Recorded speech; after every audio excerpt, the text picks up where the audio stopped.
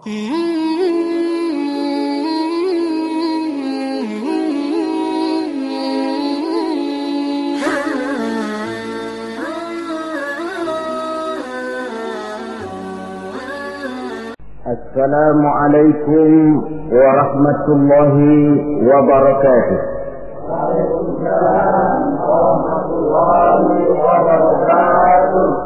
Bismillahirrahmanirrahim. Alhamdulillahi rabbil alamin.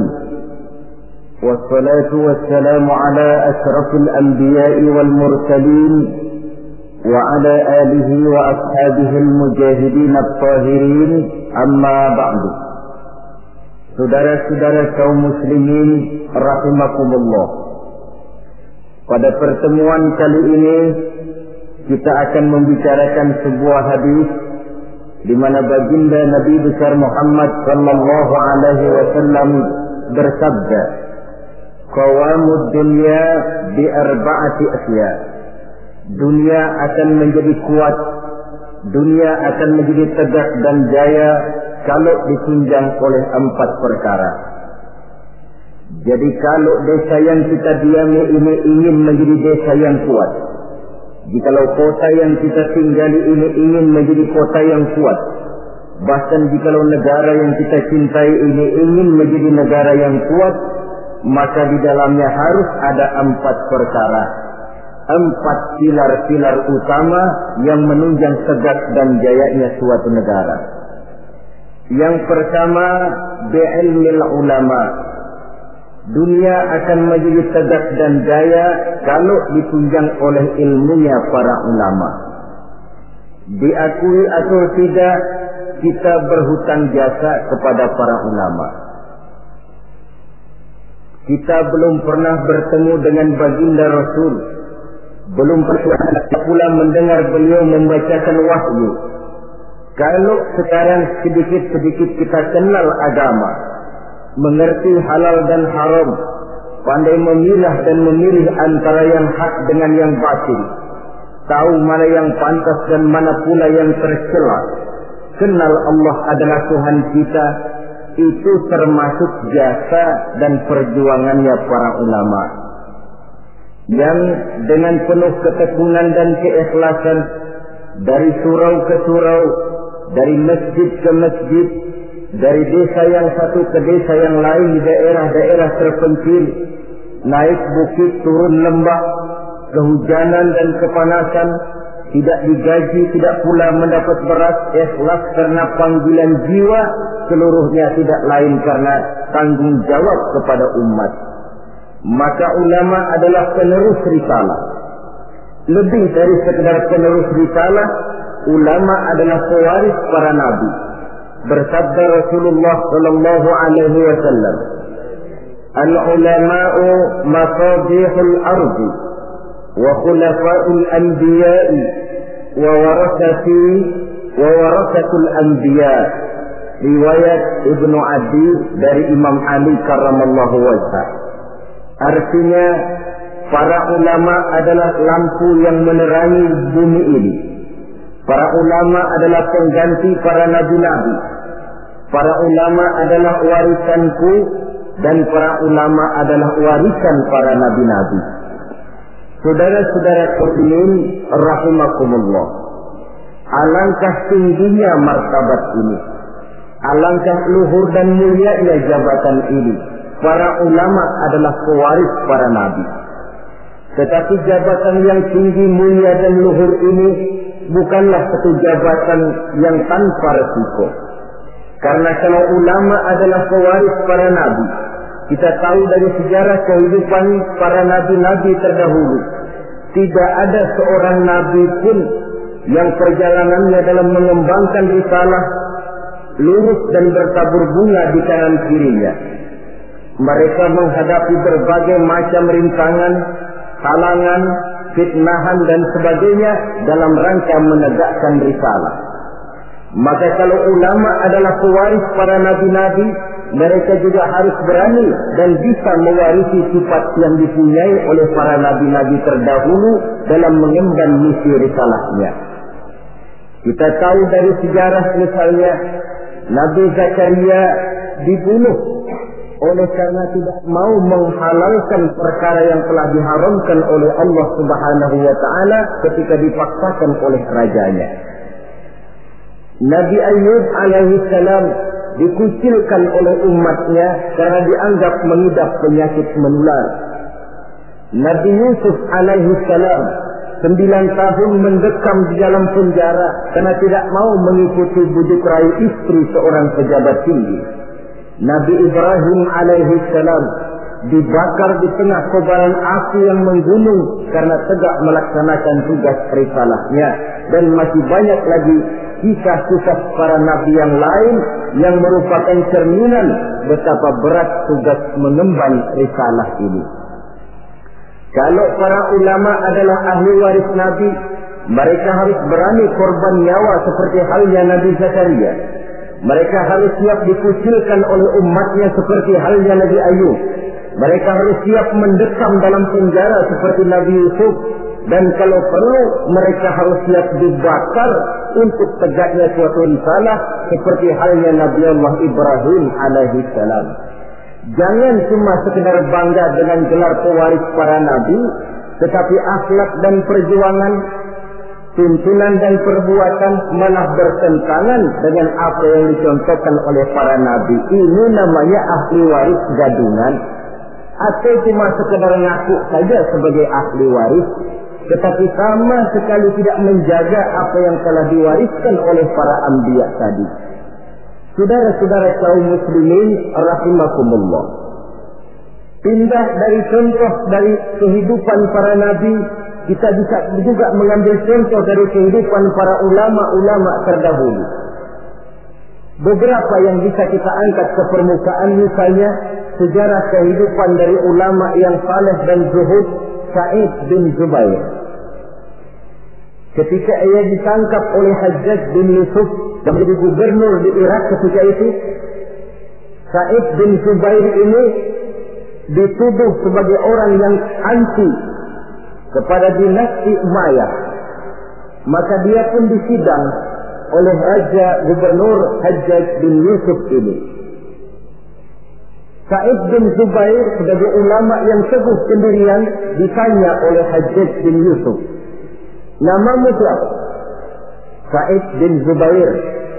Tidak, kata Hajjaj, namamu bukan Sa'id bin Zubair, tapi namamu Sa'id bin Qusair. Dibaliknya nama itu, Sa'id bin Zubair artinya si bahagia, anak si teguh. Kalau Sa'id bin Qusair artinya si sempit bin si pecah. Kata Hajjaj bin Yusuf, celaka benar orang tuamu yang telah memberikan nama seperti itu kepadamu. Yang menentukan celaka dan bahagia seseorang itu cuma Allah, kata Sa'id bin Zubair. Diam kamu, kata Hajjaj bin Yusuf. Nanti saya lemparkan kamu ke neraka. Kalau memang kamu yang punya neraka, sudah sejak lama engkau saya jadikan Tuhan, kata Sa'id bin Zubair. Menurut pendapatmu, Imam Ali di surga atau neraka? Kata Hajjaj bin Yusuf, cuma Allah yang menentukan seseorang di surga atau neraka, jawab Sa'id bin Zubair. Menurut pendapatmu, khalifah yang 4 itu mana yang paling baik? Semuanya baik. Saya menghormati orang-orang saleh yang benar-benar bertakwa kepada Allah Subhanahu wa taala. Merasa dengan cara kasar, Hajjaj bin Yusuf tidak sanggup mengubah prinsip dan pendirian Sa'id bin Zubair, dirubahnya dengan cara yang halus. Ditawarkannya lah emas, intan dan berlian untuk Sa'id bin Zubair. Apa jawaban Sa'id? Hai Hajjaj bin Yusuf, apakah harta benda yang engkau berikan kepada saya, emas, intan, berlian yang banyak ini, akan bisa menolak kesengsaraan akhirat? Apa artinya gelimangan materi ini kalau saya harus masuk ke dalam neraka? Kata Hajjaj, tidakkah kau mau minta ampun kepada saya? Lebih baik saya mohon ampun kepada Allah. Baik, kalau memang itu pilihanmu, kamu terpaksa saya bunuh. dibunuh pun keyakinannya tidak bergoyah. Ini contoh dari generasi terdahulu, seorang ulama yang saleh dan zuhud bernama Sa'id bin Zubair. Demikian juga Imam Malik, seorang imam mazhab. Pada satu saat beliau memberikan fatwa bahwa tolak dari seorang suami terhadap istrinya dalam keadaan dipaksa, maka tolaknya itu tidak sah. Begitu juga sumpahnya orang yang terpaksa, sumpahnya pun tidak sah. Yang jadi gubernur di kota Madinah pada waktu itu ialah Ja'far bin Sulaiman Al-Hashimi. Dia tidak senang kepada fatwa ini. Dimintanya Imam Malik untuk mencabut kembali fatwanya. Namun dengan tenang Imam Malik menjawab, saya tidak akan pernah mencabut fatwa yang saya yakin berdasarkan kepada Quran dan Sunnah ini. Apapun resiko yang saya hadapi, saya siap. Malah fatwa itu beliau sebarluaskan, akibatnya Imam Malik ditangkap. Kemudian dihukum dera, dicambuk 70 kali. Sampai pun dikala hendak ajal, bekas cambukan itu masih nampak di punggung beliau yang mulia ini. Saudara-saudara, ketika hal ini diadukan oleh khalifah kepada khalifah, yaitu Abu Mansur, maka Imam Malik dipanggil oleh beliau. Apakah kau ingin membalas perlakuan gubernur Madinah yang sewenang-wenang kepadamu? Jawab Imam Malik, saya tidak akan membalas. Begitu akhlak dari ulama yang teguh pendirian. Demikian juga Imam Ahmad bin Hanbal, yang karena teguh mempertahankan fatwa, prinsip dan pendiriannya, beliau mendekam dalam penjara bahkan sampai melampaui 3 masa kekhalifahan. Sejak Al-Ma'mun, Al-Mu'tasim sampai Khalifah Al-Wasir. Ada satu contoh lagi, Imam Nawawi rahimahullah. Beliau tinggal di negeri Syam yang diperintah oleh Raja Zahir Baibars. Satu saat negeri Syam ini dihantam oleh musim kemarau yang panjang. Rakyat kelaparan, binatang ternak kelaparan, ditambah lagi oleh ancaman dari orang-orang barbar yang sangat mengancam keamanan negara pada waktu itu. Maka satu hari khalifah atau pemimpin Zahir Baibars ini mengumpulkan para ulama untuk meminta persetujuan mereka. Maksud raja ingin mengambil dana dari seluruh rakyat negeri Syam untuk biaya perang mempertahankan negara dari kemungkinan serangan kaum barbar. Sebagian besar para ulama pada waktu itu tertunduk, hanya bisa menyetujui apa yang dikomandokan oleh rajanya ini. Lain dengan Imam Nawawi rahimahullah. Beliau dengan tenang menjawab, Tuan Raja, saya bukan tidak setuju untuk mengambil pajak biaya dari rakyat untuk membiayai perang. Tetapi saya melihat rakyat kita ini sekarang sedang susah dan sengsara. Musim kemarau panjang, binatang ternak mati, rakyat kita sudah cukup susah. Menurut pendapat saya, kata Imam Nawawi, lebih baik tuan-tuan sajalah yang mengeluarkan biaya. Tuan dulu adalah budak dan belum memerdekakan diri tuan. Tuan juga mempunyai budak-budak belian, mempunyai dayang-dayang yang mereka itu berpakaian mewah, bertasakan emas, intan, berlian. Daripada rakyat kecil yang kita peras, Tuan Raja, lebih baik anggota kerajaan saja yang sudah cukup menikmati kekayaan. Rakyat yang sudah kadung sengsara, jangan ditambah lagi kesengsaraannya. Raja tentu melotot. Kata raja, Tuan Imam, tidak pantas Tuan bicara macam itu di majlis ini. Kalau Tuan anggap saya tidak pantas bicara semacam itu, ketahuilah, lebih tidak pantas lagi saya ikut memberikan fatwa untuk memeras rakyat yang memang sudah miskin. Kalau begitu keluar saja kamu dari sini. Baik, keluar Imam Nawawi dari kota Damaskus, pulang kembali ke desa beliau, satu desa kecil bernama Nawa sehingga beliau disebut Nawawi karena kelahiran kota Nawa itu. Setelah Imam Nawawi kembali ke kota Nawa ini, para ulama-ulama yang tadi kagum dengan pendirian imam yang teguh ini, mereka beramai-ramai datang menghadap raja. Tuan raja, sebaiknya Imam Nawawi jangan diusir. Sebaiknya minta beliau kembali tinggal ke Damaskus, di Damaskus, karena beliau tempat kami bertanya, beliau tempat kami mengadu, beliau pergi kami merasa kehilangan sekali. Raja yang memang marahnya sudah reda-reda, akhirnya membentuk satu panitia, memanggil kembali Imam Nawawi masuk ke kota Damaskus dengan segala kebesaran akan disambut. Apa jawab Imam Nawawi? Selama Raja Zahir Baibas masih tinggal di kota Damaskus, saya tidak akan pernah masuk ke kota Damaskus. Kalau dia sudah keluar dari sana, saya akan baru masuk ke kota Damaskus. Ini satu contoh dari ulama yang teguh memegang prinsip dan pendirian. Demikian juga halnya nasib yang menimpa Ibnu Taimiyah, yang mendekam dan meninggal dalam penjara. Nasib Abdul Qadir Audah, Sayyid Qutb, Hasan Al-Banna, ada yang meninggal dalam penjara, ada yang gugur di tiang gantungan. Seluruhnya tidak lebih karena membela dan mempertahankan suatu prinsip, keyakinan dan pendirian. Inilah sikap mental dari yang namanya pewaris para anbiya. Jadi jangan cuma tergoda dengan suatu kebesaran tapi tidak mengerti apa makna kebesaran yang kita sandang itu. Saudara-saudara kaum muslimin rahimakumullah. Dengan demikian maka ulama memang ahli waris para nabi. Tetapi di antara para ahli waris ini ada yang teguh dan kuat menjaga warisan, ada yang tidak tahan godaan untuk menjaga warisan.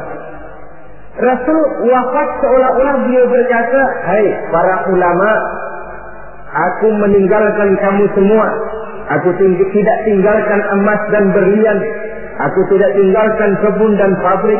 Aku tinggalkan Islam kepadamu. Engkau adalah ahli warisku. Jagalah Islam ini baik-baik." Tinggallah para ulama yang menjadi ahli waris Nabi. Ada di antara mereka yang teguh menjaga warisan. Walaupun lapar, walaupun haus, walaupun hidup serba miskin, mereka tidak akan pernah menjual warisan. Ulama inilah yang merupakan pewaris yang perlu kita ikuti. Walaupun seperti yang disabdakan Nabi, "Sayati ala ummati zamanun, al-qabidu ala dinihi kal-qabid ala jamrah." Akan datang suatu zaman di tengah umatku, di mana pada zaman itu orang yang kuat dan teguh memegang agama seperti memegang bara di tangan. Dipegang, tangan terbakar, dilepas bara terbuang. Ulama yang teguh menjaga warisan Nabi tidak goyah prinsip, keyakinan dan pendiriannya bagaimanapun panasnya dia memegang agama. Sebaliknya di pihak lain ada juga para ulama yang setelah diwariskan Islam oleh Nabi ini, mereka tidak tahan penderitaan, mereka tidak tahan lapar, mereka tidak tahan haus. Daripada tidak punya apa-apa, kan lebih baik punya apa-apa. Daripada kelaparan, kan lebih baik kenyang. Ini ada warisan Nabi bernama Islam, jual saja warisan ini. Maka dijualnya warisan tadi. Turunlah dia dari pewaris Nabi menjadi bekas pewaris dari para nabi-nabi. Saudara-saudara kaum muslimin, ini termasuk dalam hadis yang diriwayatkan oleh Imam Hakim dari Anas, bersabda Rasulullah sallallahu alaihi wasallam, "Wailun li ummati min ulama'i su'i yattakhizuna hadzal ilma tijaratan yadha min umara'i zamanihim rabhan li anfusihim la arbahallahu tijaratahum." Celakalah umatku akibat tingkah laku ulama-ulama yang jahat. Kenapa? Karena ulama merupakan panutan. Kalau seorang yang biasa berbuat salah, salahnya barangkali hanya menjerumuskan dirinya sendiri, paling-paling keluarganya. Tapi kalau seorang ulama salah, sedangkan di masyarakat dia menjadi panutan dan contoh, kesalahannya akan menjerumuskan puluhan, ratusan, ribuan, bahkan mungkin jutaan umat yang mendengar fatwa dan nasihat-nasihatnya. Jika kalau Nabi mengatakan wailun li ummati min ulama'i su, celaka umatku akibat tingkah laku ulama yang jahat perangainya ini. Bagaimana tingkah laku mereka? Kata Nabi, yattaqizuna hadzal ilma tijaratan yabi'unaha min umara'i zamanihim. Mereka mengambil ilmu agama ini sebagai barang dagangan yang mereka jual kepada penguasa zaman mereka. Agama dijadikan semacam ajang bisnis. Hukum halal haram bisa diatur menurut selera penguasa. Yang penting si ulama mendapat keuntungan. Celakalah agama dan celakalah umat. Kalau ulama sudah menjadikan ilmu agama ini sebagai barang dagangan yang diperjualbelikan kepada penguasa di zaman mereka hidup. Dengan harapan apa? Rabahan li anfusihim, mengharap keuntungan bagi diri mereka sendiri. La arbahallahu tijaratahum. Nabi menjanjikan Allah sama sekali tidak akan menguntungkan perniagaan mereka itu. Saudara-saudara kaum muslimin rahimakumullah. Kadang-kadang waktu belum dapat apa-apa suaranya nyaring.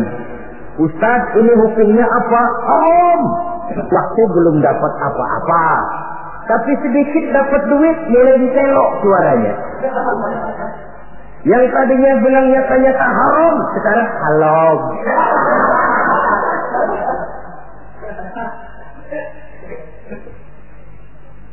Karena itu dalam Islam, kita ini bukan diperintah untuk berkata keras, tetapi diperintah untuk berkata benar.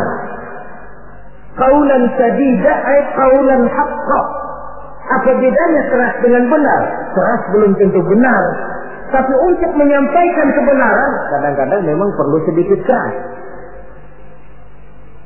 Pak Ustaz, ini hukumnya apa? Haram. Alah, sudahlah. 1 juta. Haram dikit dah. Haram dikit. Kalau 2 juta dikasih, bisa jadi halal itu. Itu keras tapi tidak benar. Yang dimaksud ucapan yang benar, ini hukumnya apa Pak? Haram. Bagaimana kalau 1 juta? 2 juta juga haram. Sekali haram, selamanya tetap haram. Itu ucapan yang benar, bukan cuma sekedar keras tapi macam kerupuk. Sedikit kehujanan sudah kerpek-kerpek enggak keluar. Saudara-saudara kaum muslimin rahimakumullah. Karena ulama adalah penerus risalah. Karena ulama adalah pewaris para nabi. Maka kesalahan para ulama mempunyai dampak dan resiko yang sangat besar. Sebab kesalahan itu akan diikuti oleh umat. Sehingga benar kalau dikatakan wailun li ummati min ulama'i su. Celaka umatku akibat tingkah pola dari ulama-ulama yang jahat ini. Malu kita kalau bercermin dari kepribadian macam ulama Sa'id bin Jubair. Malu kita kalau mencontoh kepada Imam Malik, kepada Imam Ahmad bin Hanbal, kepada Imam Nawawi. Maka membaca sejarahnya Ibnu Taimiyah, Abdul Qadir Audah, Sayyid Qutb, Hasan al-Banna dan para ulama-ulama terdahulu yang mereka menghadapi dinding penjara, mereka menghadapi caci maki dan pengusilan, bahkan mereka menghadapi tiang gantungan karena teguh mempertahankan keyakinan dari agama yang dianutnya ini.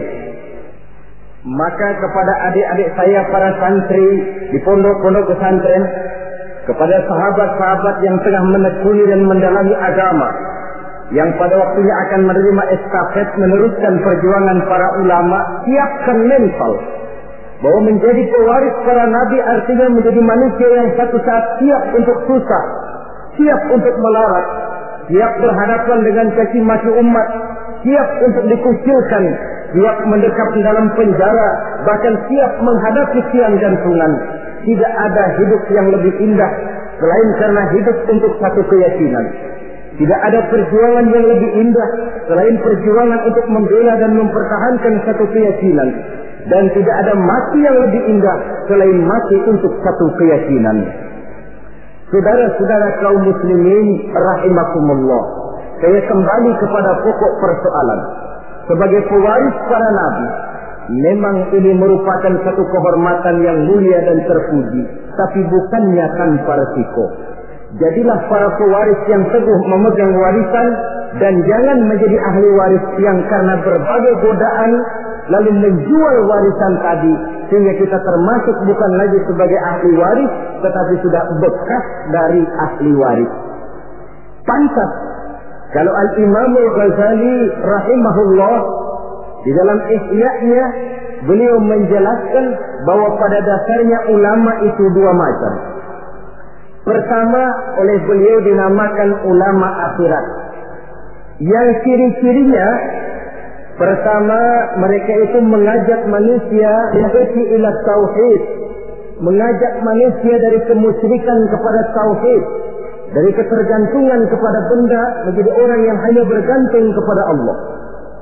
Yang kedua, mereka mengajak manusia minar ruhdi ila zuhdi, dari tamak dan rakus kepada dunia menjadi sikap zuhud.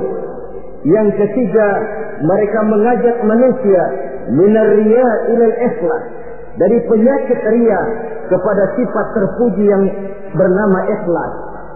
Yang keempat, mereka mengajak manusia minal adawah ila nasihat, dari sikap permusuhan kepada sikap saling nasihat menasihati. Adapun yang kedua, yang oleh beliau dinamakan ulama dunia, dan dalam bahasa populernya dinamakan ulama usu atau ulama-ulama yang jahat, termasuk cirinya di antara mereka ulama yang suka memberikan fatwa yang sesat, atau kalau tidak sesat tapi membuat bingung umat.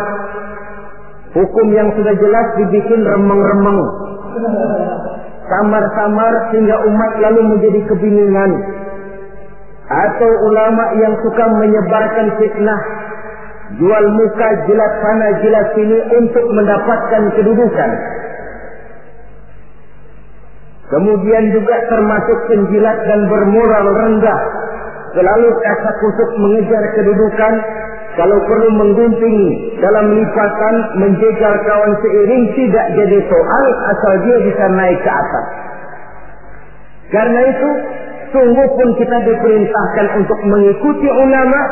Marilah mengikuti ulama yang benar-benar teguh menjaga dan memelihara warisan dari para nabi ini. Dengan begitu, maka kita sudah berpegang kepada pesan Allah Subhanahu wa taala dalam Al-Qur'an, "Fa in tanaza'tum fi shay'in farudduhu ila Allah wa rasulih." Apabila kamu berbeda pendapat tentang suatu perkara, kembalikan kepada Allah dan Rasulnya. Artinya, kembalikan kepada Quran dan Sunnah. Maksudnya, kembalikan kepada orang yang mengerti tentang Quran dan Sunnah, yaitu para ulama. Dalam bentuk yang lebih tegas Allah katakan, "Fas'alu ahla dzikri in kuntum la ta'lamun." Apabila kamu memang tidak mengetahui, maka bertanyalah kepada mereka yang tahu. Termasuk dalam masalah-masalah agama, ulama lah tempat kita bertanya. Saudara-saudara kaum muslimin rahimakumullah, mengambil hukum langsung dari Quran dan Sunnah sepenuhnya tidak dilarang, asal saja orang tahu diri. Tahu diri macam mana? Kalau saudara dari Jakarta akan berangkat ke Surabaya, mobil punya, mesin ngerti, SIM STN komplit, peraturan lalu lintas tahu, jalanan Jakarta Surabaya pun hafal, silahkanlah berangkat sendiri, insya Allah selamat. Tapi kalau saudara mobil saja tidak punya, peraturan lalu lintas pun tidak tahu, jalanan Jakarta ke Surabaya lewat mana saudara sepenuhnya juga tidak tahu, saya yakin lebih aman kalau saudara naik kereta. Ikut masinis yang memang Jakarta Surabaya sudah jalanannya tiap hari. Itu sebabnya seorang ulama besar macam Imam Nawawi rahimahullah, ketika satu hari seorang santrinya datang, kata santrinya ini, "Kenapa? Tuan ini allamah, bahrul ulum, lautan ilmu. hafaz Quran, hafaz ribuan hadis, mengarang kitab-kitab besar. Kenapa tidak bikin mazhab sendiri saja? Imam Nawawi dengan penuh tawadhu menjawab, maaf, saya lebih aman ikut kepada Imam Syafi'i. Yang hafaz Quran, yang hafaz ribuan hadis, yang mengarang kitab-kitab besar, masih merasa dirinya lebih aman mengikuti Imam Syafi'i. Ini akhlak. Saya khawatir kalau saudara tidak tahu jalanan Jakarta-Surabaya, lalu berangkat sendiri, kemungkinan sesatnya 80%. Mau berangkat ke Surabaya, tahu-tahu jebulnya bisa di Gunung Kidul. Kalau cuma sekedar saudara yang sesat, barangkali resikonya pribadi. Tapi untuk menyesatkan orang, inilah yang jadi masalah. Kita di awal tadi saya katakan belum pernah bertemu Rasul. Kalau saya ditanya orang, Dara Zainuddin, kau sholat menurut cara apa? Saya jawab cara yang diajarkan oleh guru saya. Gurumu? Ya dari gurunya. Gurunya dari gurunya lagi. Terus sambung menyambung sampai kepada Imam Syafi'i. Imam Syafi'i dari mana? Dari gurunya. Imam Malik atau Imam Waqi'. Imam Malik dari gurunya, dari gurunya, dari gurunya sampai kepada tabi'ut tabi'in. Tabi'ut tabi'in tentu dari tabi'in. Tabi'in tentu dari sahabat. Sahabat dari Nabi. Nabi dari Jibril. Jibril dari Allah Subhanahu wa ta'ala. Pengkolnya sih tetap di sana. Cuma sambung menyambung secara mutawatir sampai kepada kita sekarang ini. Ayat Quran elastis. Dibawa kemanapun dia mau, tergantung niat baik dari orang yang mentafsirkannya. Kalau dia ditafsirkan oleh orang yang tidak memenuhi persyaratan untuk menafsirkannya, bukan mustahil terjadi manipulasi ayat untuk kepentingan pribadi. Inilah yang tidak diinginkan dan inilah yang dikhawatirkan. Oleh karenanya, ulama merupakan ahli waris dari para nabi dan kita menjadi ulama yang benar-benar teguh menjaga dan memegang warisan tadi. Tetapi kalau warisannya sudah tidak ada lagi, maka tidak usah mengikuti yang semacam itu. Ini pernah disabdakan oleh Rasulullah Sallallahu Alaihi Wasallam dalam hadis yang diriwayatkan oleh Imam Baihaqi. Beliau bersabda, "Yusifu an ya'ti 'ala an-nasi zamanun la yabqa min al-Islam illa ismuh, wa la yabqa min al-Qur'an illa rasmuh. Masajiduhum 'amiratun wa hiya kharabun min al-huda. Ulama'uhum sarrun man tahta adil as-sama' min 'indihim takhrujul fitan wa fihim ta'udu." Pada suatu saat kata Nabi, akan datang di tengah masyarakat manusia, di mana pada zaman itu la yabqa minal Islam illa ismuh. Akan datang satu masa di mana pada masa itu Islam ada tapi cuma sekedar tinggal namanya saja. Islam ada tapi cuma tinggal nama saja. Bahasa Jermannya nama doang. Tapi ajaran Islam tidak pernah nyata dalam kehidupan sehari-hari. Nama Islam, perbuatan tidak Islam lagi. Kadang-kadang namanya Muhammad Mukmin, perbuatannya nyolong ayam. Islam ada tapi cuma sekedar tinggal nama saja.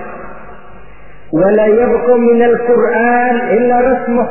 Quran pun ada tapi cuma sekedar tulisannya saja. Ada Quran tapi cuma tulisan. Paling banter di musabaqah kan. Ya masih lumayan lah. Tapi kan yang lebih penting sebenarnya adalah bagaimana mengusahakan musabaqah pengamalan ajaran Quran. Masajiduhum 'amiratun. Masjidnya megah, masjidnya mentereng, masjidnya mewah. Wa hiya qarabun minal huda, tapi kosong dari hidayah. Masjid tidak lebih seperti museum, besar, anggun, tapi sepi, tempat menyimpan benda-benda kuno. Itu nasib masjid di zaman itu, di mana Islam cuma tinggal nama, Quran cuma tinggal tulisan. Masjid besar tapi ajaran Islam tidak terpancar dari sana, masjid yang besar nasibnya bak museum saja. Tidak lagi berfungsi seperti masjid di zaman Rasul. Di zaman baginda Rasul, di masjid beliau mengajar umat, di masjid beliau bermusyawarah, di masjid beliau mengatur negara, di masjid beliau mengatur strategi perang. Masjid merupakan pusat kegiatan umat. Suatu zaman nanti, kata Nabi, akan datang di mana masjid ada, besar, megah, dibangun dengan biaya besar, tapi kosong dari hidayah. Tidak ada lagi nur ilahi yang terpancar di dalamnya. Na'udzubillah. Di zaman itu, ulama'uhum syarrun man tahta azimis sama. Ulama-ulama mereka adalah yang terjahat yang ada di bawah kolong langit ini. Min indihim takhrujul fitan wa fihim ta'ud. Dari mulut mereka keluar fitnah dan akibatnya kepada mereka juga fitnah itu kembali. Inilah satu zaman yang kita khawatir dan kita berlindung kepada Allah jangan menemui masa semacam itu. Saudara, orang-orang yang anti-Islam sekarang ini, mereka tidak mungkin menghantam Islam dengan mengirim satuan militer. Kita dengan strategi sekali. Caranya bagaimana? Pertama, pisahkan umat dari ulamanya. Kalau itu berhasil, tanamkan keraguan kepada sunnah. Kalau itu pun sukses, mereka masuk kepada tujuan yang paling inti, tanamkan keraguan kepada Quran.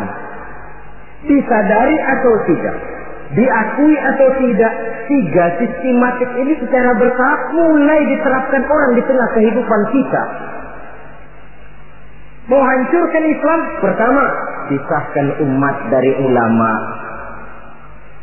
Kalau umat sudah berpisah dari ulama, sama saja istilah yang banyak disampaikan orang, macan sudah dipisah dari hutan. Padahal ulama dengan umat persis hutan dengan macan. Macan tidak bisa pisah dengan hutan, hutan pun tidak bisa ditinggalkan macan. Kenapa? Saudara lihat saja, kalau hutan sudah ditinggalkan oleh macan, maka biasanya hutan yang tidak ada macannya tidak jadi hutan yang serem, disembarangi orang. Datang petani nebang pohon seenaknya. Kenapa kok berani?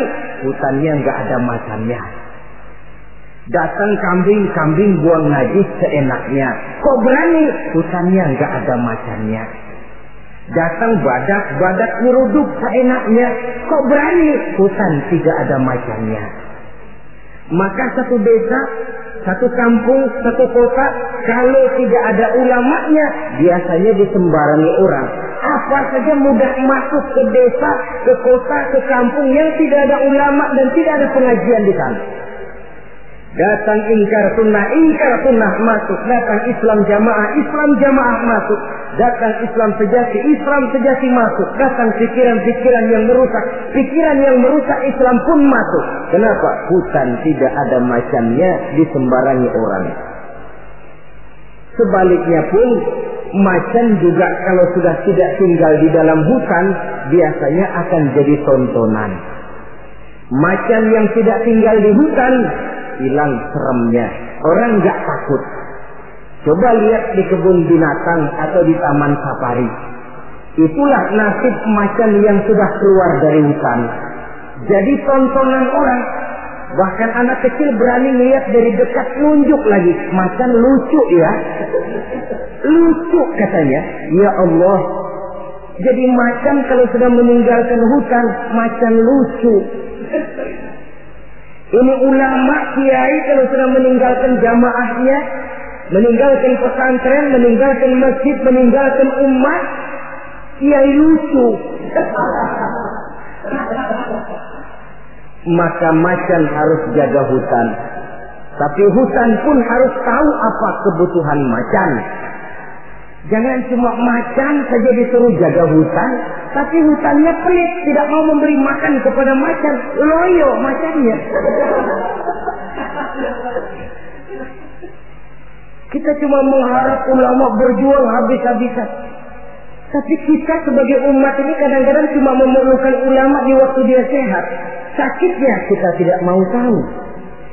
Kita memerlukan ulama dikala dia segar, penderitaannya kita tutup mata. Bahkan lebih celaka, maaf loh ya, kita lebih menghargai burung beo daripada kiai. Contoh kecil, burung beo bisa ngomong dikit saja. Assalamualaikum, Assalamualaikum, 1 juta dibeli orang. Betul kan? Ngomong pun tidak pakai dikit. Assalamualaikum, Assalamualaikum, 1 juta dibayar. Kalau kiai yang ngomong Assalamualaikumnya pakai, bahasa Arabnya pakai, baca kitab sehalaman. Allahu Akbar. Kita yang harus menjaga ulama. Jangan ulama dianggap seperti gerekan kayu. Kalau mau dipakai nggak ketemu, sedapur dicariin, ngomel. Gila, ini gerekan kemana sih? Tapi sudah ketemu gerekan, dipakai, nyala rokoknya, gerekan dilempar begitu saja. Harus kayak gerekan gas dong. Habis pakai simpen yang rapi, bensinnya gasnya habis diisiin. Kita yang berkewajiban menjaga ulama. Ulama tidak minta dihargai, kewajiban kita menghargai ulama. Ulama tidak minta dihormati, tugas kita menghormati ulama. Saudara-saudara kaum muslimin rahimakumullah. Jadi tahap pertama, pisahkan umat dari ulama. Kalau ini berhasil, mereka masuk kepada ronde yang kedua, tanamkan keraguan kepada sunnah. Sebenarnya bukan cuma ulama yang manusia, Nabi juga manusia. Sebagai manusia kan beliau bisa saja salah, dan ternyata hadis banyak yang palsu. Yang otentik cuma Quran, selebihnya adalah sejarah. Karena itu Quran saja, sunnah tidak ada. Dan ingkar sunnah ini bukan soal baru. Di akhir Khawarij, masa Khawarij sudah ada orang-orang yang ingkar sunnah. Sama saja dengan orang yang ibu jari, jempolnya ini luka, lalu berpikir daripada jempol luka, lebih baik tangan kita ini dipotong saja, nanti kan jempolnya nggak sakit. Memang jempolnya nggak sakit, kenapa? Sebab nggak punya tangan. Kalau toh hadis memang ada yang palsu, kenapa tidak yang palsu itu saja yang disingkirkan? Kan masih banyak hadis yang sahih, hasan, dan lain sebagainya. Itu perlunya ilmu mustalahul hadis. Saudara-saudara kaum muslimin rahimakumullah. Kalau ini pun berhasil, mereka akan masuk kepada yang paling target utama, menanamkan keraguan kepada Al-Quranul Karim. Ini Quran lahir 14 abad yang lalu dan berhasil menjawab tantangan zaman itu. Ini namanya pola pikir yang kata mereka dialektika historis, berpikir menurut dialeknya sejarah. Sekarang adalah abad neutron, abad Challenger, abad komputer. Masih mampukah Quran yang lahir di zaman onta menjawab tantangan zaman ini? Ditanamkan keraguan kepada sunnah. Mereka cari ayat-ayat, spesialisnya mencari ayat-ayat untuk menghantam kelemahan kita itu sendiri. Saudara-saudara, sistematiknya begitu. Dipisahkan kita dari ulama, ditanamkan keraguan kepada sunnah, dan klimaks paling puncak ditanamkan keraguan kepada Al-Quranul Karim. Nah, masalahnya sekarang tentang kita dan ulama. Orang makin mengakui bahwa ulama sekarang ini sudah merupakan jenis makhluk langka. Bahkan barangkali sudah harus dilindungi dari kepunahan. Kenapa ulama makin langka? Pertama, ulama ini, orang jadi ulama itu bukan dapat SK dari pemerintah atau aparat-aparatnya, tidak. Ulama itu lahir karena legitimasi umat, pengakuan umat. Ilmunya diakui, akhlak, ibadah, dan perjuangannya jadi panutan, umat lalu memberikan gelar kiai, ulama. Oleh karena itu dia dikatakan pemimpin non formal. SK-nya di tangan umat, maka tidak kenal pensiun. Apa pernah saudara dengar ada pensiunan kiai? Loh Pak, dia itu dulunya kiai besar, sekarang sudah pensiun. Kalau yang pejabat mantan itu banyak, mantan camat, mantan gubernur, mantan menteri, tapi mantan ulama, na'udzubillah. Sebab kalau sudah soal mantan, soal bekas, mending bekas maling loh daripada bekas kiai. Sebab apa? Bekas maling ada harapan jadi ustaz.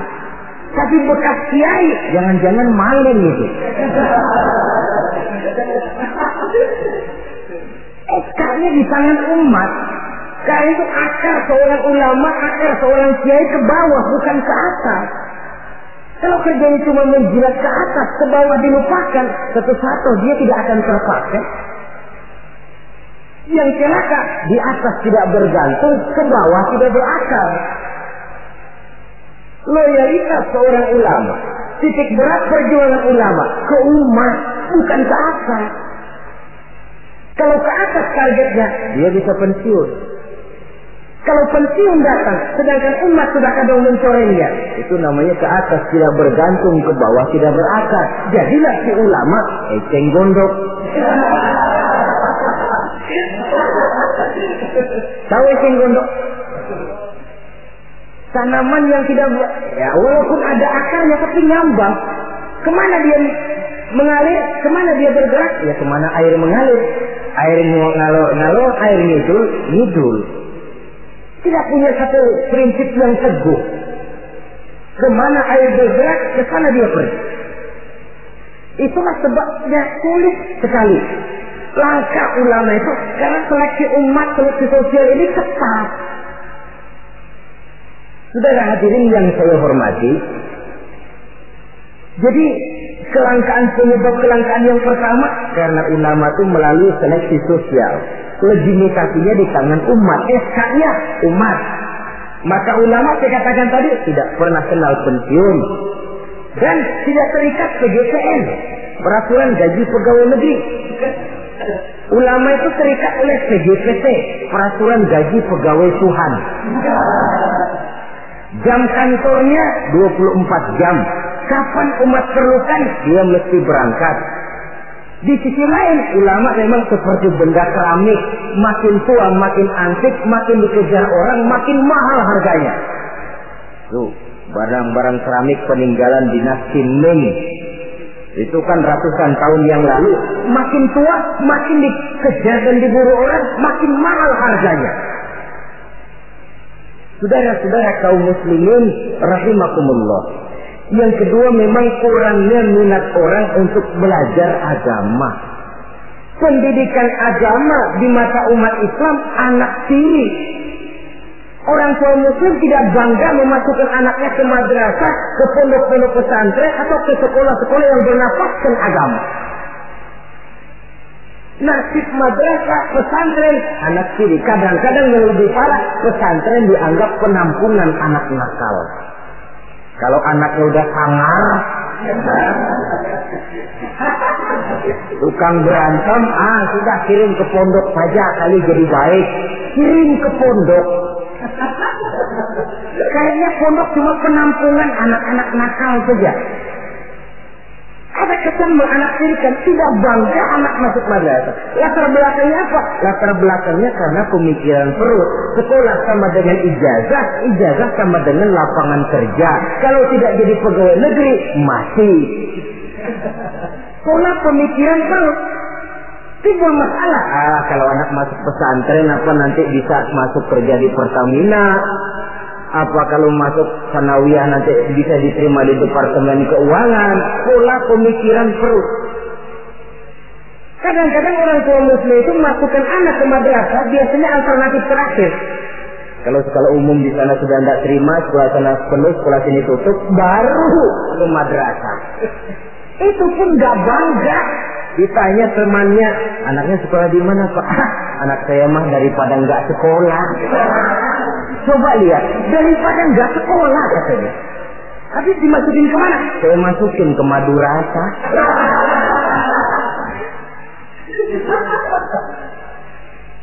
Padahal satu hadis Nabi pernah memberikan gambaran. Inna Allah la yaqbidul ilma intiza'an yantazi'uhu min suduril ibad, walakin yaqbidul ilma biqabdil ulama. Allah Subhanahu wa ta'ala menarik ilmu pengetahuan tidak dengan mencabutnya dari hati seorang hamba, tapi Allah menarik ilmu pengetahuan dengan jalan mewafatkan ulama. Dan kenyataan mengajarkan kalau lurah mati, hari ini dia mati, besok naik gantinya. Camat meninggal, lusa dilantik gantinya. Jenderal wafat, tahun depan minggu depan naik gantinya. Tapi kalau sudah kiai wafat, ulama meninggal, 5, 10, 15, 20 tahun yang akan datang, belum tentu akan muncul gantinya. Saudara-saudara kaum muslimin rahimakumullah, dua penyebab ini yang menyebabkan langkahnya ulama. Di antara yang langka itu pun lebih langka lagi yang teguh dan kuat memegang warisan. Oleh karenanya kita mempunyai pengharapan yang besar. Apalagi seorang ulama tidak mutlak harus muncul dari pondok pesantren. Mungkin saja dari perguruan tinggi umum yang diimbangi dengan mengaji, mendalami kitab-kitab agama dari ulama-ulama terkemuka, hingga dia bisa memadukan antara kemampuan intelektualnya dengan bimbingan keagamaan, berpadu nur ilahi dengan kemajuan sains, menjadi teknokrat yang berjiwa agama dan berilmu agama. Saudara-saudara kaum muslimin rahimakumullah, sama saja saudara punya gelas satu lotin, 2 hari sekali pecah satu, lama-lama kan habis. Saudara tidak usah bingung kalau pabriknya mesti terus bikin gelas. Sebaliknya, saudara punya gelas satu gudang, 1 hari sekali pecah satu, lama-lama habis kan. Pabriknya sudah kadang berhenti bikin gelas. Begitu gelas saudara habis, pabriknya berhenti bikin gelas. Kira-kira di mana kita minum? Bisa pakai tangan, bisa dibasok, bisa pakai daun lah. Ulama wafat, kita sedih. Tapi tidak usah bingung kalau pabrik yang bikin ulama itu masih jalan terus. Apakah itu majelis taklim, pondok-pondok pesantren, pembinaan keagamaan secara intensif. Karena memang makin ke depan tantangan ini makin tidak ringan. Diperlukan ulama-ulama yang sanggup menjawab tantangan zamannya, karena menyampaikan Islam berarti memberikan jawaban Islam terhadap masalah-masalah kehidupan. Saudara-saudara kaum muslimin rahimakumullah, sebuah riwayat ingin saya sampaikan menutup uraian yang singkat ini. Di zaman Bani Israel hiduplah 7 orang ulama yang masih muda-muda. 7 orang ulama yang masih muda ini mereka teguh dan kuat memegang agamanya, walaupun mereka tinggal di masa pemerintahan yang zalim dan memusuhi mereka. Mereka tidak goyah barang sedikit pun. Kemana ulama yang 7 orang ini pergi dakwah, mereka dicaci maki, dikejar-kejar, difitnah. Nah, ulama yang 7 orang ini diikuti dengan setia oleh seekor anjing. Kemana ulama yang 7 pergi dakwah, anjing ikut. Ulama yang 7 orang dikejar-kejar, anjing diuber-uber. Ulama yang 7 orang dicaci maki, anjing diomelin. Ulama yang 7 orang dilontari dengan batu, anjing pun disambitin dengan batu sampai patah kaki depannya si anjing karena setia mengikuti ulama yang 7 orang itu. Akhirnya 7 orang ulama dan seekor anjing ini mereka uzlah, sembunyi dan nyepi dalam sebuah gua. Mereka tidur di dalam gua itu 309 tahun lamanya, yang dikenal dalam Al-Quran dengan peristiwa Ashabul Kahfi. Ringkas cerita, nanti di akhirat, dikala setiap orang sibuk dengan urusannya masing-masing, sehingga sangat boleh jadi saudara tidak sempat memikirkan saudaranya, istri tidak sempat memikirkan suaminya, bapak tidak sempat memikirkan anaknya. Tiap orang sibuk dengan urusan masing-masing. Dalam suasana sibuk macam itu, tiba-tiba terdengar pengumuman dari bawah arasy. Pengumumannya kalau bahasa kita begini. Pengumuman ditujukan kepada penduduk padang mahsyar, sebentar lagi 7 orang ulama akan masuk surga. Hadirin diminta supaya berdiri. Kagum penduduk mahsyar, Masya Allah, siapa orangnya? Kita dihisap saja belum, ini sudah diperintahkan masuk surga tanpa dihisap. Diri mereka mau lihat. Rupanya 7 orang ulama itu, seorang demi seorang, 1, 2, 3, 4, 5, 6, 7. Sudah 7 dikira selesai. Paling belakang anjing, lucuk. Mau masuk ke surga. Sampai di pintu surga ditutup, tetap. Mau kemana anjing? Ke surga, Pak. Enggak boleh. Pokoknya saya mau ke surga. Pokoknya enggak boleh. Kalau enggak boleh saya minta diadili, Pak. Apa sebabnya enggak boleh? Diadili? Iya, Pak. Baik. Dibuka pengadilan darurat. Karena memang di surga itu adil. Di dunia ini pengadilan banyak, keadilan susah. Saudara-saudara, diadili si anjing. Hasil pengadilan memutuskan anjing tidak berhak masuk surga. Naik banding. Anjing, kenapa kamu merasa berhak masuk surga? Saya, Pak, waktu di dunia setia mengikuti ulama yang 7 orang itu, Pak. Kemana mereka pergi dakwah saya ikut. Mereka dicaci maki, saya diomelin. Mereka dikejar-kejar. Ini kaki depan saya pakai ngikutin dia tuh, Pak. Masa mereka enak-enakan ke surga, saya ditinggal di sini, saya menuntut keadilan. Akhirnya turun perintah Allah. Ridwan, adkhilhul jannah. Ridwan, masukkan si anjing ke dalam surga. Perintah dari Allah. Jadi di antara binatang yang masuk surga itu nanti, selain ontaknya Nabi Soleh, semutnya Nabi Sulaiman, hudhudnya Sulaiman, termasuk anjingnya Ashabul Kahfi.